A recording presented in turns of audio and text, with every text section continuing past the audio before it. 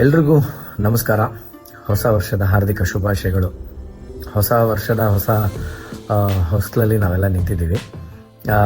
Coincidentally ನನ್ನ ಹುಟ್ಟಿದಬ್ಬ ಕೂಡ ಇವತ್ತೇ ಬಂದಿರೋದ್ರಿಂದ ನಿಮ್ಮೆಲ್ರಿಗೂ ಈ ಸಂದರ್ಭದಲ್ಲಿ ಒಂದು ವಿಷಯ ಶೇರ್ ಮಾಡ್ಕೋಬೇಕು ಅಂತ ಈ ವಿಡಿಯೋ ಮಾಡ್ತಾಯಿದ್ದೀನಿ.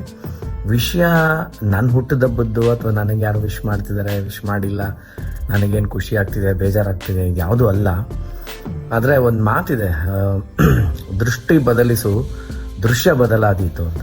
ಅಂದರೆ ನಾವು ನೋಡುವ ಆ್ಯಂಗಲ್ ಚೇಂಜ್ ಆಯಿತು ಅಂದರೆ ಕಾಣಿಸೋ ಸೀನೇ ಬೇರೆ ಥರ ಕಾಣುತ್ತೆ ಅನ್ನೋದಕ್ಕೆ ಇದು ನನ್ನ ಮತ್ತು ಈಗ ವಿಡಿಯೋದಲ್ಲೇ ಫೋಟೋ ನೋಡ್ತಾ ಇರ್ಬೋದು ನೀವು, ನನ್ನ ಗುರುಗಳಾದಂಥ ಶ್ರೀ ವಿನಯ್ ಗುರೂಜಿ ಅವರ ಮಧ್ಯೆ ನಡೆದಂಥ ಒಂದು ಸ್ವಾರಸ್ಯಕರವಾದಂಥ ಒಂದು ಘಟನೆ. ಸುಮಾರು ಇದೇ ಥರ ಒಂದು 4-5 ವರ್ಷದ ಹಿಂದೆ ಇರ್ಬೋದು, 3-4 ವರ್ಷದ ಹಿಂದೆ ಇರ್ಬೋದು. ಇದೇ ಥರ ನನ್ನ ಬರ್ಡೇ ದಿನ ಗುರೂಜಿ ನನಗೆ ಸಿಗೋ ಥರ ಒಂದು ಅವಕಾಶ ಆಗುತ್ತೆ. ಸೊ ನಾನು ಭಾಳ ಖುಷಿಯಿಂದ ಅವ್ರ ಮುಂದೆ ಹೋಗಿ ಅವ್ರು ನಮಸ್ಕಾರ ಮಾಡಿ, ಗುರುಗಳೇ ಇವತ್ತು ನನ್ನ ಹುಟ್ಟಿದ ಹಬ್ಬ, ನಿಮ್ಮ ಬ್ಲೆಸ್ಸಿಂಗ್ಸ್ ಕೊಡಿ ಅಂತ ಕೇಳ್ತೀನಿ. ಅದಕ್ಕೆ ಅವ್ರು ಬಂದುಬಿಟ್ಟು ಆ ಕ್ಷಣಕ್ಕೆ ನನಗೆ ಬ್ಲೆಸ್ ಮಾಡ್ತಾರೆ, ಪಾಪ ಇಲ್ಲ ಅಂತಲ್ಲ.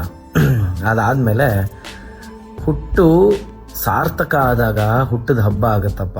ನಾವು ಹುಟ್ಟಿದ ದಿನ ಮತ್ತೆ ಬಂತು ಅನ್ನೋದಕ್ಕೋಸ್ಕರ ಹುಟ್ಟಿದ ಹಬ್ಬ ಆಗಲ್ಲ. So it's not A calendar. ಒಂದು ವರ್ಷ ಆಯಿತು ಅಂದ ತಕ್ಷಣ ಹುಟ್ಟಿದ ಹಬ್ಬ ಆಚರಿಸೋದು ಅಂತಲ್ಲ. ಹುಟ್ಟು ಹಬ್ಬ ಅನ್ನುವ ಪದದ ಅರ್ಥ ಹುಟ್ಟು ಸಾರ್ಥಕ ಆಗಬೇಕು, ಅವಾಗ ಅದು ಹಬ್ಬ ಅಂತ ಅಂದರು.